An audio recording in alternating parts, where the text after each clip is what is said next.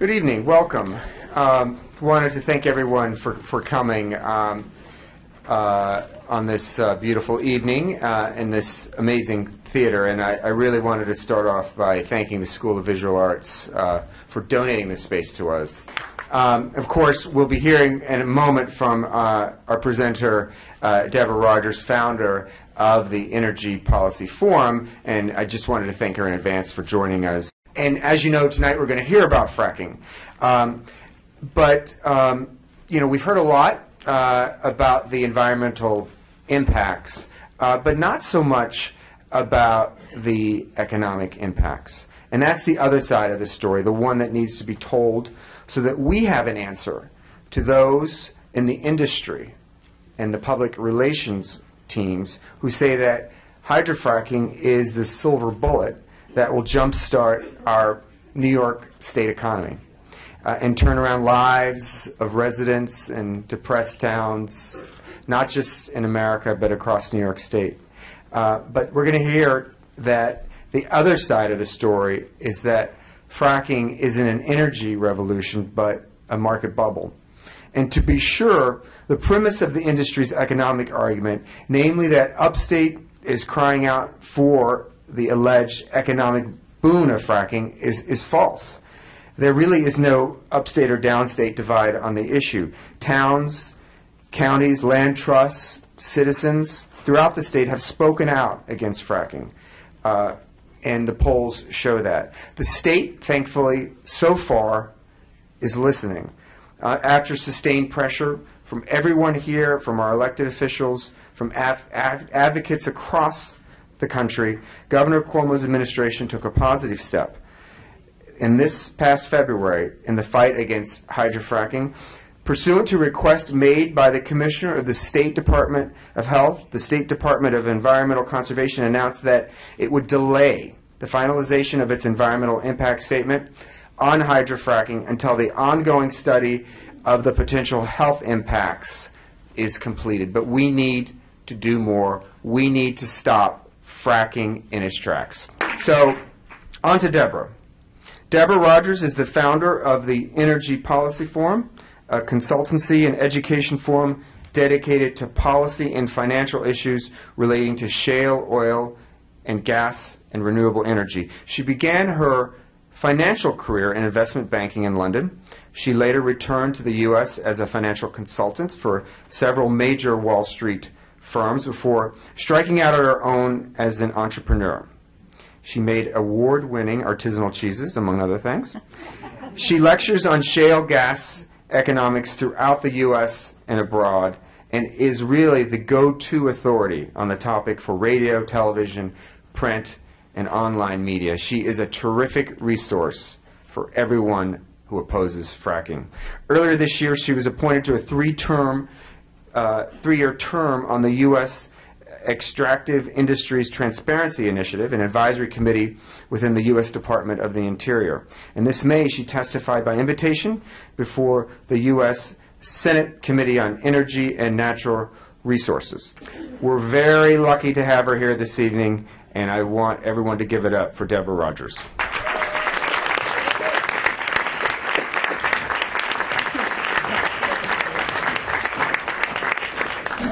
I really appreciate it.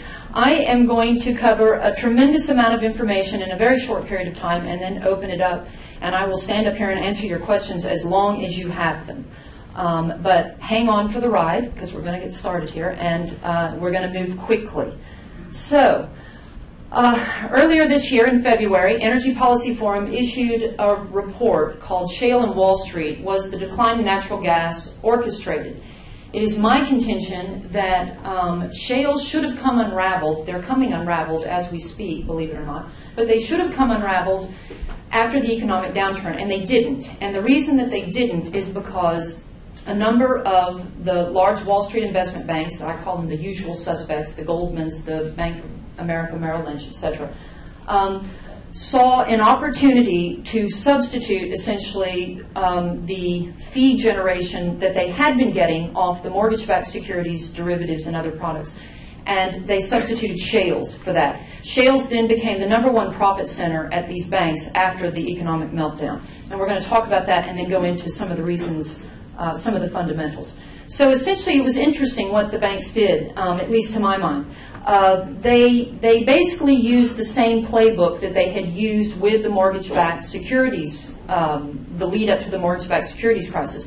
And that was used a lot of off-balance sheet financing. And the problem with that is that it creates problems for analysts or investors to really see what a company is doing and what their financials really are. If you have off-balance sheet financing, you can't really tell. And you may recall that Thomson Reuters broke the story on Chesapeake Energy, and it turned out that they had 1.1, actually it went up after that, but the initial reports were $1.1 billion in off-balance sheet financing that even the analysts who covered the stock on a day-to-day basis, many of them were completely unaware of this debt within the company. So it's a little bit of a problem. Also, you may recall that the banks, they took people from the ratings agencies and basically reverse engineered product so that it would pass the rating agencies and it would make it look like the product was much safer than it really was. And you can see here, I pulled this quote because it sort of encompassed everything down in one quote. This is an executive with Barclays Capital, and he's basically bragging. They won an award for a VPP deal for Chesapeake Energy, which is a volumetric production payment. It's a form of debt, essentially. Chesapeake would argue otherwise, but it's a form of debt. And as you can see, this executive readily admits that, and the other thing that they did in the lead-up was they put people into financial instruments that they weren't qualified to be in. So have a look at this quote. He said, we had to get the structure right, and we guided the ratings agencies and institutional investors who did not necessarily have deep familiarity with the energy business through the complexities of natural gas production. It's a little bit of a problem for me. You may recall that in the lead up to the mortgage-backed securities crisis, they were bundling mortgages and then flipping them off and flipping them off again and again. Well, they essentially did the same thing this time with leases. Basically, as best I can tell, one of the primary differences is that with the mortgage-backed securities, the toxic assets were actually on the books of the banks, and that caused a problem because the banks are literally the bedrock, the financial bedrock of the world economic system. This time, the banks wised up. They took the toxic assets and they moved and let the oil and gas companies keep those assets within their own books. But they were still encouraging and promoting the bundling of leases, and that's exactly what happened with shales. You may have heard different stories about lease prices in my neck of the woods. I live in Fort Worth, Texas, by the way, which is in the heart of the Barnett Shale. And in my neck of the woods, they literally drove up signing bonuses just to sign your land, give them the mineral rights to your land. They drove them up to $30,000 an acre at one point. This was right before the financial downturn. But here's Aubrey McClendon, CEO of Chesapeake Energy, saying he gave this quote, or he said this to some financial analysts in a call, and he said, "I can assure you that buying leases for X and selling them to 5 or 10 times X is a lot more profitable than trying to produce gas at $5 to $6. Well, they eventually drove gas down under $2. But shales was and still is in some parts of the world, and we're seeing it now more in other parts, but it's a land grab. But it was basically essentially the same playbook, just instead of bundling mortgages, they were now bundling leases. So a lot of the mainstream financial press, when I first started talking about this, they said, oh, well, that's a very nice conspiracy theory, Deborah. And, of course, the industry said the same thing. Well, I don't believe in conspiracy theories. I believe in math. And the math is actually very simple here. So don't think I'm going to throw some esoteric math at you. I'm not. This is actually quite simple.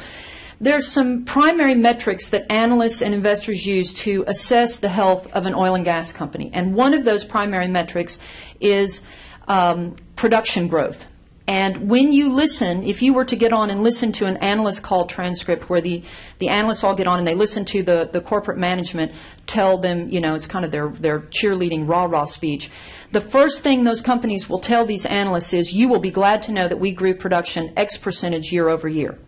because that is such a primary metric.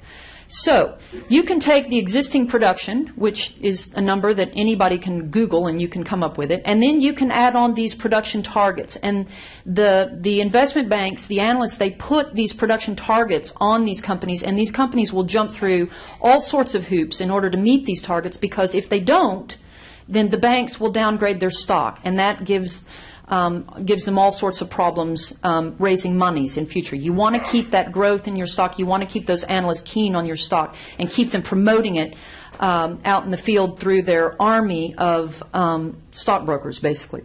So you take existing production and you add on the production targets, because you know these companies are going to pretty much meet them.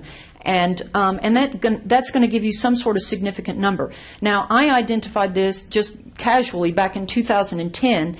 I noticed where we were heading with the price of natural gas, because you take that number and then you take what is the current demand in the U.S., and you could see right off that demand wasn't anywhere near supply. So you were creating considerable surplus or a glut. When you have a glut, prices can go in one direction and one direction only, and that's down. And so it was obvious to me back at the beginning of 2010 that gas prices were going to tumble, and they were going to tumble fast. So it's not a conspiracy theory. It's actually simple math. So what did this tumbling of the price of gas do for the investment banks? Well, have a look. In 2008, when the price was around $8 an average per MCF, they did about $15 billion in M&A. But as that price started to plummet, the value of the deals went up. That equates to significant fees for the investment banks, very significant fees. And as I stated before, shales became the largest profit center at quite a number of these banks. Now, do I have a problem with investment banks making money off fees and doing deals? Of course not. I used to be a banker, and I don't. That's what you do, and that's what you're supposed to do, and it's a healthy part of our financial system. Here's what I have a problem with, though. Within months, literally within months, those same deals began to go sour.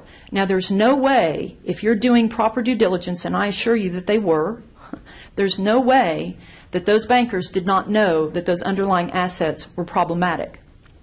So here's what's happened. We've had 2 rounds of massive, massive write-downs in shales just since 2009. This is the latest round of write-downs, and I need to add some more boxes, except I started to do that last night, and then I realized I was going to cover up Marius Kloppers, and he's such a good-looking guy. So, but essentially, you can see these are pretty significant, and it seems to be gaining even more momentum, shall we say, because both Royal Dutch Shell and ExxonMobil just came out in the last month or so and announced significant write-downs even for them, even for that size of a company. Shell took $2 billion in write-downs, and Exxon took about a 60% hit to earnings from shale assets. So these assets are even impacting companies the size of Royal Dutch Shell and ExxonMobil. BHP Billiton, this is the CEO of BHP Billiton, by the way, they went in. BHP Billiton is a large Australian multinational. They went in and they bought all of Chesapeake's Fayetteville assets, and 18 months later they literally had to write off over 50% of the purchase price. His shareholders were not very happy, let's put it that way, and Mr. Kloppers here had to give up his bonus in 2012. So I'm sure he wasn't very happy either. But as you can see, this is a little bit of a problem. So, frackonomics. Let's go into the fundamentals of fracking and what these companies and just natural gas and shale gas, unconventional gas, to begin with. Does everybody understand the difference, first of all, between unconventional and conventional gas, or shall I define it very briefly? Define it. Okay. Conventional gas is the old-fashioned type of gas well. Now, this is going to be a very simplistic definition, but it'll do. Essentially, you would do your geology, and you would hopefully identify a large sea or pool of gas or oil beneath the surface, and you would essentially drop your drill bit in, somewhat like a straw. That's very simplistic, but somewhat like a straw, and suck the gas or oil out, right? With shales, it's different. The technology, I have to give them credit for the technology. The technology is truly astonishing. I mean, it's like something from Hollywood. They can now go down with a vertical wellbore, and then when they hit the formation, which is just the shale strata, they go sideways. They literally turn. And this technology, if they wanted to, theoretically, they could probably do corkscrews and go around building. I know they can go around buildings because they've had to do it in Texas a few times because people didn't lease for other reasons. So, but it's truly astonishing technology. And then they send little explosives. They're about that big.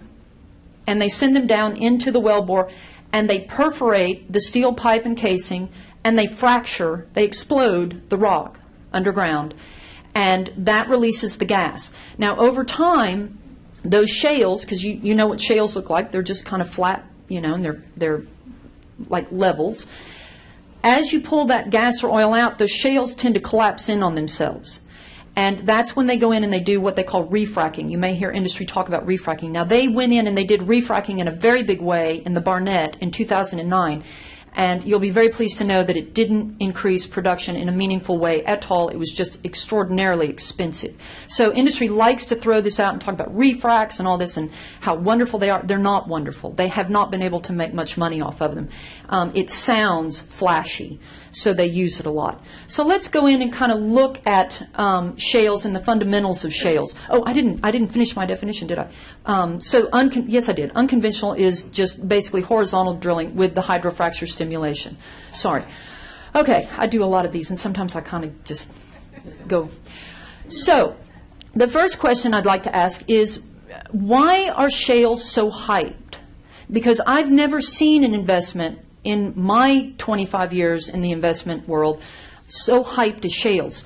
And I always tell people, I learned a long time ago that when the investment community is hyping something or a company is hyping something to this degree, look out. Start paying real attention because there's a reason for the hype. So I think shales are hyped for a couple of reasons which we're going to go into in more detail in a moment. But what if I were to tell you that there are investments out there that are investing in core infrastructure projects with high gross margins and the revenues are fixed for 20 to 25 years and they're giving double-digit rates of return in this interest rate environment? Now that would, as an investor, that gets my attention and it gets most investors' attention. What if I told you that the green economy or clean economy grew at 8.3% during the economic downturn? That also gets your attention. Well, let me tell you, it also gets the attention of the oil and gas industry. They know they are on the downward slope of hydrocarbon production. We don't have to sit up here and debate, will it happen next week or will it happen 100 years from now? The point is they have a finite resource and it will happen at some point. And things are beginning to happen. These are actual deals that are being done. Pru Capital, GE, Warren Buffett, they're kind of quietly but behind the scenes pumping billions and billions of dollars into these large, mostly wind and solar, commercial scale wind and solar, but very large projects. And they're locking in double-digit rates of return in this interest rate environment. The job story. You know, industry likes to tell us all about jobs, and if you really pay attention, all of their jobs figures come from economic models. Now, anybody who's taken Economics 101 knows that economic models are only as good as their inputs. You can skew a model, you can reverse engineer it, you can do all sorts of things by just changing the inputs, and you can make that model say anything you want it to say. So in their case, they start telling you about, we're going to create 600,000 jobs, and now I think it's up to like 2.3 million. Not really, they're getting a little bit drunken on their own PR, but anyway, we went in and did some work, as did others, and it was very interesting what we found. When you start parsing out these jobs, they do what they call indirect jobs, and they use a multiplier. So they say, we have this number of direct jobs, and then we're going to use a multiplier, and that's going to create indirect jobs, and that's where they get these huge figures, okay? But what we did was, and others, we went in and we parsed out the jobs that they were counting, and no kidding, the oil and gas industry in those glowing jobs reports are counting jobs like strippers and prostitutes in the mix. Now, admittedly, that's job creation, right? But it's not the sort of job creation that you or I think of when we hear, you know, President Obama stand up in the State of the Union address and say we're going to create 600,000 jobs. I bet Obama doesn't know that it includes strippers and prostitutes. I don't know. Who knows? Maybe he does. So what I did, because I don't like to use economic models, sometimes they have a place. They can be good. Sometimes you have to use them because you don't have anything else. You're trying to extrapolate into the future and see. However, in this case, I don't think we need them. And this is the reason why. I went into the Bureau of Labor Statistics and I pulled the direct industry jobs. These are just the people employed directly in oil and gas. Now, this isn't just for shales or unconventionals. This is for all oil and gas, onshore and offshore. So the direct industry jobs are 181,000. Then I went in and I pulled from the BLS, and I just looked at wind, solar, and geothermal. Just those three. There are other renewables, but I just took the big three. And they have approximately 183,000. So the jobs are about the same. But here's what, you can't just stop with numbers. You know, you have to kind of flesh out the entire picture, because you have to look and see what percentage of electricity generation capacity does oil and gas provide. It turns out they provide 45% of our electricity generation, whereas renewables are only providing about 15%. And actually that number is a little bit high. It's really about 11, but if you stretch it, let's say 15, okay? As you can see, renewables, or that clean economy, are providing significantly more jobs per kilowatt. And that's really where that's where oil and gas really goes. If you take transportation fuels out, it's for electricity generation. They're creating significantly more jobs per kilowatt than oil and gas. I can assure you that is not lost on the oil and gas industry, and that is why every 5 minutes you turn on your television and you're hit with how many jobs the oil and gas industry is creating today. Now, if these companies, if this was truly an energy revolution, and this was game-changing, and this was going to go on for decades and decades to come. I love that phrase. They all use it, and now I use it all the time too. Shale is supposed to last decades and decades to come. If that were the case, then these companies ought to be healthy, shouldn't they? Because we keep hearing how they're producing gas and it's at record quantities, and it is, and we'll go into why that is in just a moment. But they should be healthy. They should be making money hand over fist, and they're not. One of the reasons that I use free cash flow, we're going to talk about free cash flow, and don't worry, you're going to understand this even if you don't have a business background. One of the reasons I use free cash flow instead of cash flow is that anybody who's an accountant in here or has taken accounting knows that you can do all sorts of very interesting things with cash flow. Free cash flow is a little bit harder to fudge.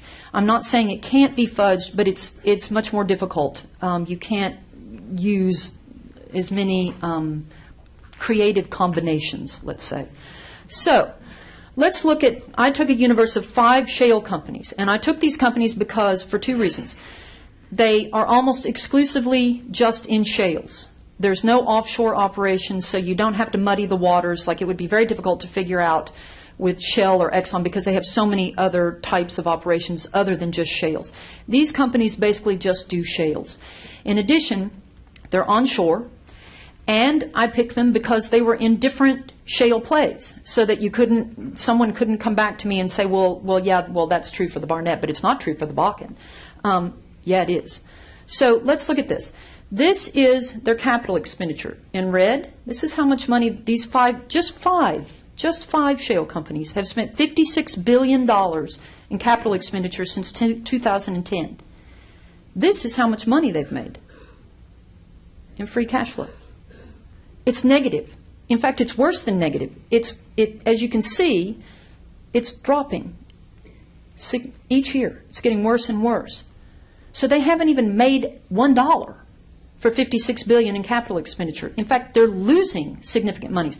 This is Chesapeake here, and this is interesting because in here, Chesapeake has sold about $15 billion in assets, and it hadn't helped. They're not making any money. So there's a little bit of a problem there. So what are some other fundamentals that are going on here? Well, this is something that a lot of people don't know. Believe it or not, the majors have been struggling. The majors have not been able to, and by the majors, I'm talking about the big boys, the really big boys, the Shells, the BPs, the ConocoPhillips. They have not been able to grow production in a meaningful way, or grow reserve replacement in a meaningful way in over a decade.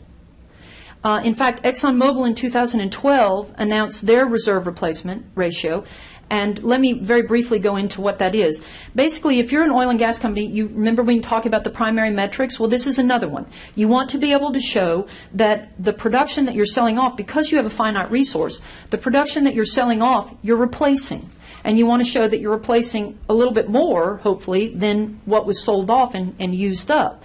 So ExxonMobil, for 2012, down in the fine print, admitted that 40% of their reserve replacement was coming from 2 shale plays, one of which is the Woodford, which has 2 rigs operating at the moment. The Woodford's done.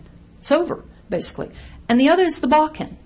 And the Bakken, I'm going to talk a little bit more about the Bakken here in a moment, but the Bakken, you hear a lot about the Bakken. Industry is very keen on, sorry, my nose tickles. Industry is very keen on the Bakken at the moment because it's shale oil.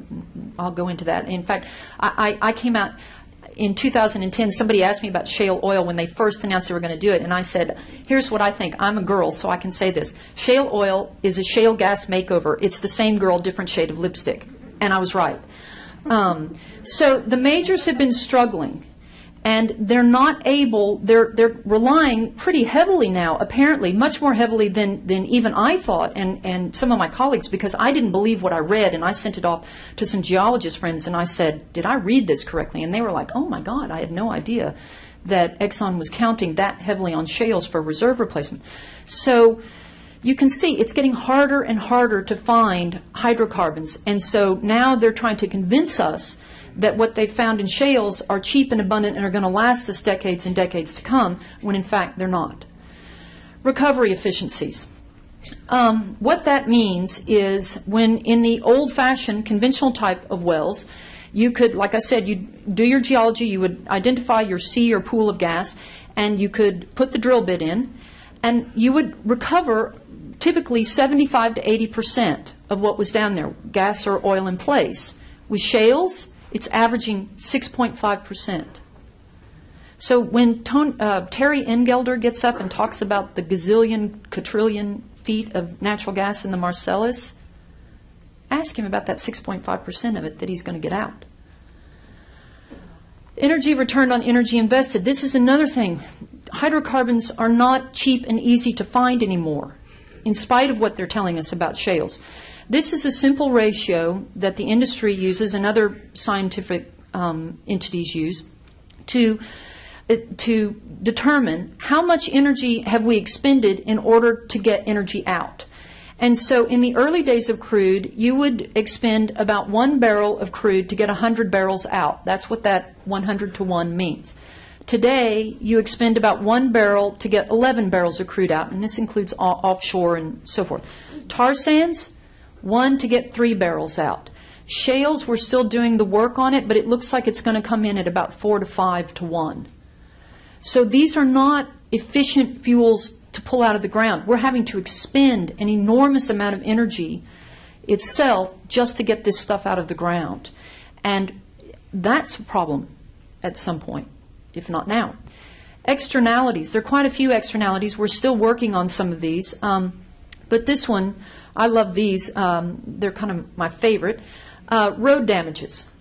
Industry loves to talk about severance tax revenue and that they pay billions and hundreds of millions of dollars in severance taxes. Severance taxes, or in Pennsylvania what they call impact fee, it's basically the same thing. It's the tax that a state levies on the extraction of the minerals. And industry does indeed pay a fair amount of money. But as you can see, and these figures are taken from the state comptrollers and the State Department of Transportation.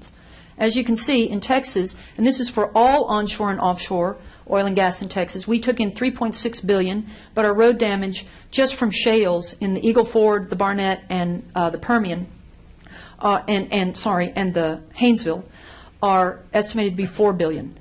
Pennsylvania has taken in $204 million. Pennsylvania made a huge mistake by not implementing a severance tax at the beginning. That their leadership really made an enormous mistake. they now, just to maintain the roads, $3.5 billion. PennDOT estimates that to actually do the roads properly and replace what needs to be done, $7 billion. Same thing in the Bakken. I don't have that box up. I've made a new slide, but I didn't. It's not quite finished yet. Same thing in the Bakken. I believe they've taken in $3.5 billion in severance tax since 2010, and it's $7 billion estimated road damage. Arkansas, $182 million. This is cumulative since 2009 that the state of Arkansas has gotten, and they estimate their road damage at $450 million. Now, that means that the local communities, A, have to live with very bad roads, and B, that those costs are being passed off onto the taxpayers. So that's wrong. These companies are essentially privatizing profits and socializing costs. That's not right. They tore these roads up. They need to fix them. Here, well, there's North Dakota right there. Sorry. As I said, it's not quite finished. But anyway, another interesting aspect of this, lack of confidence. There's a lack of confidence, believe it or not, within the industry itself. You saw up here in the Marcellus, Norse Energy put their Marcellus leases up for sale at in December of 2011, and they were supposed to have some of the best leases in New York State. And by the end, December of 2012, a year later, nobody had picked them up. Nobody wanted them. So nobody within the industry was willing to step in and pick those leases up. Norse ended up declaring bankruptcy. Anschutz, as you I'm sure well know, they just let their leases go. But my favorite one is in the Bakken, because it involves a company that was proposing to build a crude pipeline. Now, pipelines are interesting entities because they're very expensive to buy, or I'm sorry, to build. But once you've built them and you recoup your initial costs, as long as you have a hydrocarbon there that will run for decades and decades to come, as they do in conventional fields, you have a cash cow on your hands. I mean, those things are money makers. They're just like money printers. And Wonoke is the company, and they tried to put together a few investors to go in and build a pipeline out of the Bakken, and nobody would go in on it with them. Now, you have to wonder why, and it was interesting. I wrote a post about this, and it got picked up by a lot of industry publications and republished. And I don't think there's any doubt about what happened. Industry knows, in spite of all the public rhetoric and the hoo-ha and rah-rah stuff, they know that the Bakken wells are depleting so rapidly. By the way, we've looked at all the shale production on every shale well. The Post-Carbon Institute has done this. On all 65,000 shale wells, oil or gas in this country, and based on actual production, not projections or what industries, but based on what the wells are actually doing, the Bakken wells are played out by year 6. They're done. They're finished. All shale plays in the U.S. will be at stripper well status, or in other words, they will need to be abandoned, plugged, by 2024. This is not a long-lived exercise. But this pipeline, so they couldn't get other people within other companies within the industry to go in and put the monies up for this pipeline, because I think they knew it's not going to be long-lived enough. We're not going to be able to recoup our upfront costs in time. And so industry decided they would ship the crude by rail. Shipping crude by rail costs 3 times what it costs to ship crude by a pipeline. And the industry put a huge spin on it. It was a great public relations exercise, very funny to read. But anyway, that's what they're doing. And they decided not to do the pipeline because they could not raise the money within their own rank and file. Exportation. Exportation is being pursued to save ailing balance sheets, basically. It's very simple math, once again. You have the domestic price at about $3.50 for the exact same amount of gas. For a long-term contract to China, you can get paid as much as $18. That's an enormous spread. You can extract it, pipe it, refine it, and ship it to Asia for all-inclusive cost of about $9 and get paid as much as $18. Now, if you're an oil and gas company, you're in the business, quite rightly, to extract hydrocarbons and get them to the client that will pay the most money. And in this case, that's Asia. And that's why shale exploitation is being pursued. It is not going to give us energy independence. It can't give us energy independence. We are the global energy markets. We spent the last 40 years trying to globalize and make these markets global. And now we're just going to pull out? No, that isn't going to happen. And we can't. But what we are going to do, and this is what I testified before the Senate committee about, that I find very, very problematic. Two things. We're locking ourselves into long-term contracts on a commodity that we know now, beyond a shadow of a doubt, because we can look at enough well production history, we know that these wells deplete at alarming rates. So we're locking the U.S. into, we're saying we are going to give China or Japan this gas for the next 20 years, and we got to come up with it come hell or high water. And it doesn't, and it's on a commodity that depletes very rapidly. That's the first thing. Second thing is that history tells us, and economic history is replete with examples of this, that if you will make more money taking any natural resource a country has, you will make more money by taking your own natural resource and turning it into a finished product and exporting that than exporting your natural resource. In fact, that ends up giving an odd economic outcome, actually, which is called the resource curse, and it ends up impoverishing areas rather than enriching areas where resource extraction takes place. Pennsylvania, I think, rural Pennsylvania is a classic example of that, as is rural Texas. But that is why shale exploitation is being pursued. It is not being pursued, this whole business of wrapping ourselves in a red, white, and blue flag, and it is just nonsense. Even industry insiders are uncertain about shale and its future. This is a quote from Lee Raymond, who was the former CEO of ExxonMobil, and he says, "You have to test whether or not the resource base is sufficient. I'm not sure we have enough experience with shale gas to make the kind of judgment you have to make." And that's my point entirely.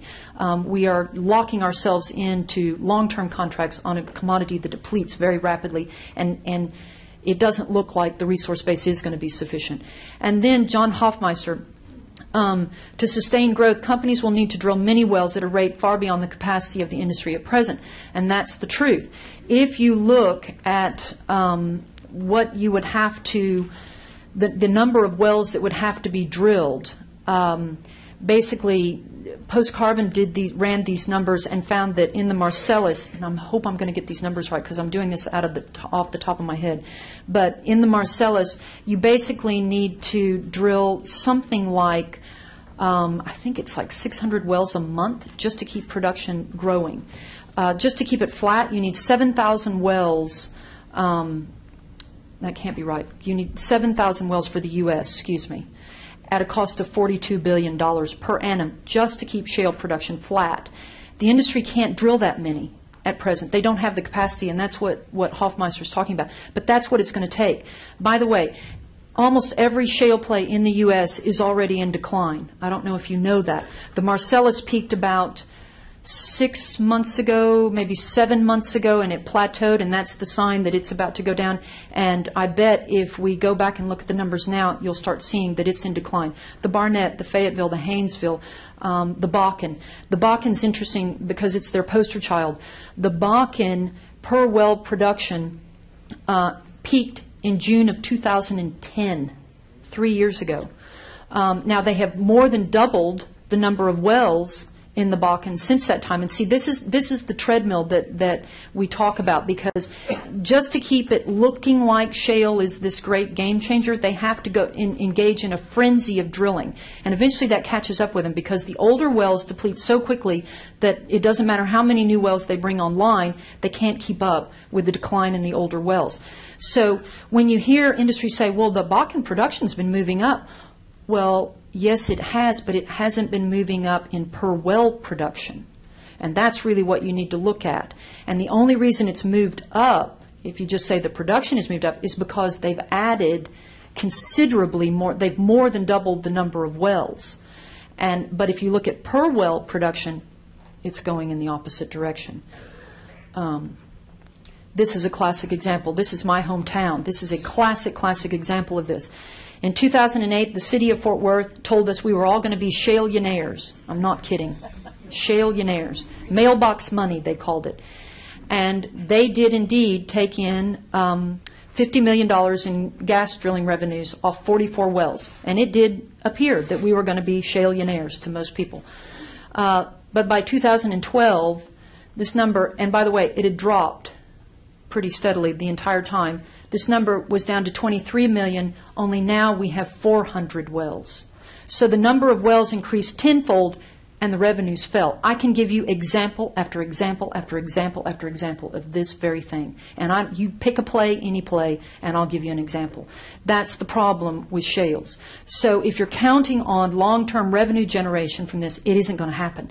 In fact, in early 2013, back in January or February, a reporter called me because he had sat in on a city council meeting, like a closed, well, it was a small session. I don't know, it couldn't have been closed, but he sat in on it. And he said the city manager got up and told them, he said, the Barnett's done. Don't count on the monies from the Barnett anymore. Now, the Barnett was supposed to go on for 40 or 50 years, they told us. It only got started in earnest in 2006, and by 2013, it's done. So, shales are not long-lived. You were talking about, Senator Hoylman mentioned about greenhouse gas emissions. This, I'm going to conclude very quickly with these couple of slides because I think it's quite astonishing. Methane, as you may or may not know, is considerably more potent than CO2 as a greenhouse gas. It doesn't last as long in the atmosphere, but it's more potent. And this, because they drove the price, with this frenzy of drilling, they drove the price of natural gas down. Natural gas isn't even worth their while anymore. And so in the Bakken and the Eagle Ford, which are their two, oil plays, they're just flaring a lot of this gas off. And this is what the flares look like in the middle of a cow pasture at night on a Google map. Those are nothing but natural gas being burned off into the atmosphere. Now, flaring is an antiquated process. They should never flare. They don't have to flare. Most first world countries don't allow it. It's banned in most first world countries. They don't need to do it. They do it because it's cheap. And they're doing it here because they just don't care. They just want to get the oil out, and they don't care about the gas. Now, that is our natural resource that's just going up in flames. But the other problem with flaring is that in the field, and this has been peer-reviewed and tested and so forth, in the field, flares run at about 65%, if you're lucky, efficiency. Industry will tell you, oh, well, it burns off 99% of the gas in a lab, not in the field. Stroesher did an amazing study for the Canadian government, which has been adopted by most first world countries back in 1999, and he worked on this very thing, and he found that benzene was still at quantifiable levels from a natural gas flare as much as 5 kilometers, 3.5 miles downwind. And that's a known human carcinogen. So this is, I keep doing that, this is just flares. That's just wasting our natural gas. Industry is flaring enough gas to power all the homes in Chicago and Washington for a year. Here's the Eagle Ford. You can see that crescent shape, and those are the cities of Austin and San Antonio. Again, the Eagle Ford's out in the middle of nowhere. So we have become one of the worst offenders for gas flaring, and the amount that we're burning off has tripled in the last 5 years, according to the World Bank. So, from a climate perspective, that is highly problematic, not to mention all the fugitive emissions coming from the wells. So, that's it. Now you get to blast away with questions.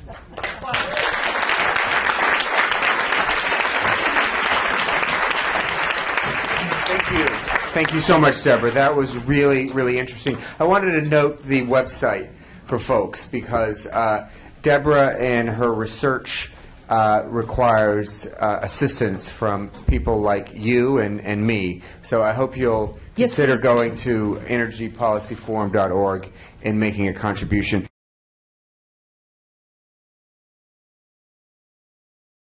But I wanted to start off, Deborah. Okay. First, thank you again. Fascinating. And your graphics look great on this screen, by the way. On the issue of the critics, and you must have legions of them in the oil and gas industry, what can we say to rebut them? What is their typical response to your presentation, and what do you say back? Interestingly enough, the industry doesn't like me. But they have, with one exception, which Energy in Depth did about, I don't know, a year or so ago, and it was very, very poorly done. They have never taken on my work. And I think the reason that they don't do it is because I pull all of this from their own 10Ks. And it's a little bit hard when you're using a company's numbers against them, or I pull it from their own production histories filed with the state. So if they want to take umbrage with that, then they're basically admitting to fraud.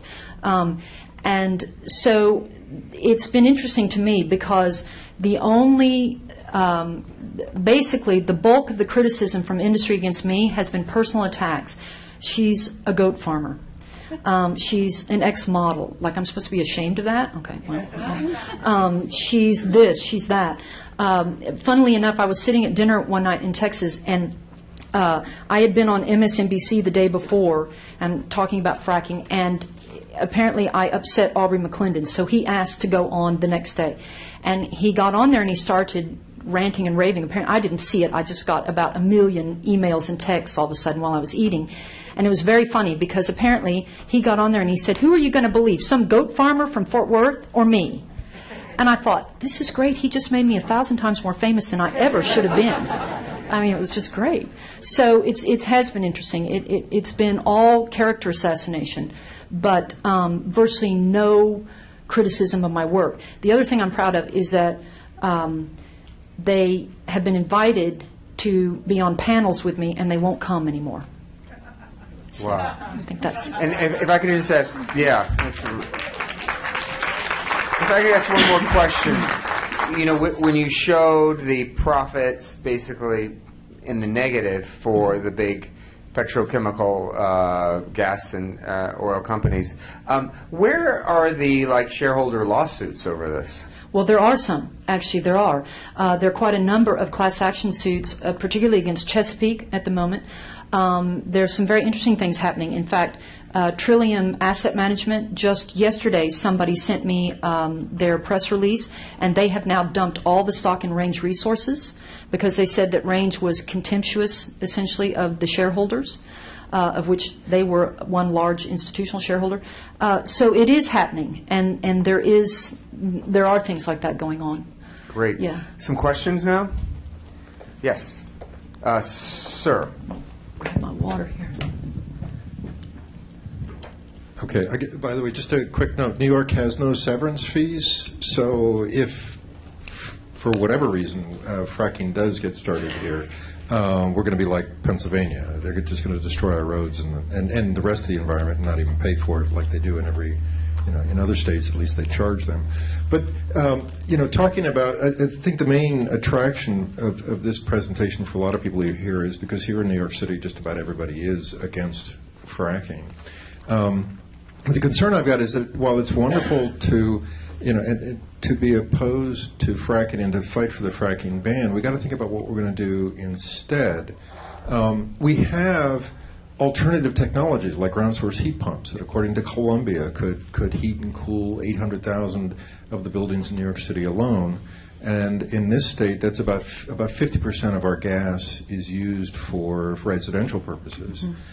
The thing I don't understand is that when we have viable technologies like ground source heat pumps that can replace gas for heating and cooling for 50% of its use, why in the world aren't we focused more on replacing gas than simply trying to ban particular ways of obtaining it? Well, that's a very good point. And I have to say, I mean, you can't just drop hydrocarbons overnight. We can't do that. We're too dependent upon them. My biggest concern is, and your question is very valid and I think a very good one, a very good point. My biggest concern is that we need to transition to more renewable sources of energy, and we need to be doing it now, and we need to be planning ahead for the future. And if we can use what natural gas we've got at the moment to help us transition into that, then I think that that's a much more stable way to handle the economy. But we most decidedly need to move into a new energy economy. Now, I think that there's, I like to tell people, because I think for a lot of us, we feel like, well, we just can't put, solar's not going to work and wind's not going to work. You hear that all the time. That's not necessarily true. It's getting more efficient. There's a company in Austin, Texas that part of the problem with solar, for instance, is the conversion rate. And it's typically, I believe, 10 to 15%. And they've got it up now using nanotechnology in the lab. They've got it up to like 75%. They have not been able to do it in the field, but I figure it's just a matter of time, and they'll work that out. But why aren't we spending money on that research and development? Why are we talking about spending literally billions and billions and billions of dollars to put in infrastructure for what is essentially a dying energy, which is hydrocarbons? And you're exactly right. We ought to be putting, utilizing what we've got to make this transition as smooth as possible. Now, this is just my personal opinion, and I'm sure some of you will disagree with me, but I want as stable a transition as we can possibly have. And it scares me to death to listen to industry, because they're advocating business as usual. Don't worry about it. Drive your SUVs. Run your air conditioners all the time. It's not a problem. Don't use your heat pumps. You're exactly right. And Deborah, following up on that, in terms of green and clean energy, you indicate that actually more jobs are created. That's right. That's right. And it's interesting. I mean, if you really want to talk about job creation, then let's talk about job creation. I mean, let's look at the actual numbers. Those are direct industry numbers. People being employed directly by those industries, and it creates significantly more jobs. So why aren't we putting people to work, making a smoother transition away from hydrocarbons? That's where we ought to be. Right. On the other side, is there a question along the... Yes, ma'am, in the red. Flaring? There's a microphone. Yep, hold on. If we could just get the mic, yep. Okay, if you could just help me to understand the flaring, because I've misunderstood it, tried to understand it. Now, recently someone tried to convey to me the idea that the flaring got rid of the methane, but it was going to be stopped because it was very noxious and neighbors didn't like it. I mean, could you give more detail on just what flaring is? Flaring is essentially the gas is coming up out of the wellbore and they set it on fire, and it makes a most impressive flame. It's about 20 to 30 feet tall. It is deafening loud, like a jet almost loud. I'll give you an example of that. I was 2/3 of a mile away outside my kitchen door of a natural gas flare, and using a sound meter, and the decibels were 80 at 2/3 of a mile away. It is deafening up near it. It's most impressive. I mean, it's this huge flame, and that's what I was talking about. It does not, industry will tell you that it burns off 98-99% of all the gas. It does not. They can create a flare in a laboratory and have those conditions. What Stroesher found in his extensive study of natural gas flares was that in the field you were lucky if you got 65% burn efficiency off a natural gas flare, which meant that yes, it was noxious. You are getting the benzene, you're getting the which is the human carcinogen 3.5 miles downwind. You get a lot of other stuff too. We were getting carbon disulfide, and that's now showing up in all the natural gas plays. In fact, that's what's causing the that and formaldehyde are causing the ozone problems. But carbon disulfide is a known neurotoxin, and like at my farm, we had it at 300 times what was normal for ambient urban air. So I'm a little confused. Why are they burning it off? Because it's cheap. what they'll tell you is we need to clean out the wellbore. And what they ought to be doing is what is called a green completion, which means you need a pipeline in place, and then you complete the well, you hook the pipeline up, and the gas goes through, and you don't have to, you can clean out the wellbore other ways. But the gas never escapes into the atmosphere. This way, it's just a cheap and easy way for them to do it. And they don't have to have a pipeline in place. And like in Texas, they were very, very frank with us. They said, if we had told you what the pipeline, how much disruption was going to come from the pipelines, you would never have let us drill to begin with.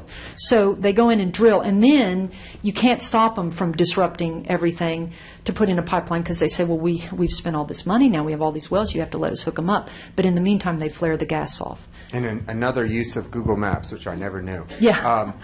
On the way that the land is assessed as being the plays, the potential productivity, I understand it's rather complicated. I've read about it, and I'm not quite. And is the SEC pursuing any of these? Because yes. Okay, let me start at the beginning. The industry went in, when I was talking about the land grab, what they did was they went in, and let's say this stage is a natural gas field, okay? And they said, you know what, shale is so simple, it's a manufacturing model. That's actually what they called it. They said, we can drop the drill bit in anywhere in here, and we're going to get the same amount of gas. It's homogeneous. Turned out that wasn't the case at all. It's not homogeneous. Shale plays contract down to core areas just like conventional plays. In other words, you still get that somewhat, it's a little bit different animal, but it's still like that sea or pool of gas in some areas. They know that now. They go in and they drill those areas out first, makes it look like a brand new play is just stupendously good, and then they have to move out into more marginal acreage. But what they did in the beginning was they would go in, they'd say, this whole thing is homogeneous. We're going to get millions and billions and billions of cubic feet of gas out of here.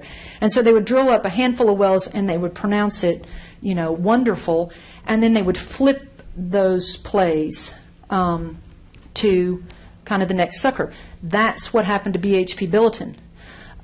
In fact, could I get my iPad, because I can read you a couple of quotes that kind of tie into this, which are brand new. Thank you very much. So, to give you an example of how much money these operators were able to make by in this game, they would go in and pay farmers typically in rural areas, maybe if they were lucky, $500 an acre, and they were flipping the same acreage at times for as much as $25,000. And so they were making a lot of money. And they proclaimed the whole field was proved up because they drilled a handful of wells, and it wasn't. So that was a bit of a problem, and that's part of these massive write-downs that you're seeing. That's part of it. Part of it is the decline in natural gas price. There are a number of factors going into this. The next step of this conversation is for everyone who's not already to get engaged on this issue. So I would encourage you to go to energypolicyforum.com, join one of the, .org, join one of the organizations outside, get on their mailing list, stay in touch with my office or Councilmember Brewer when she becomes borough president. We're going to keep you informed, and we need to keep fighting. So thank you so much for coming tonight.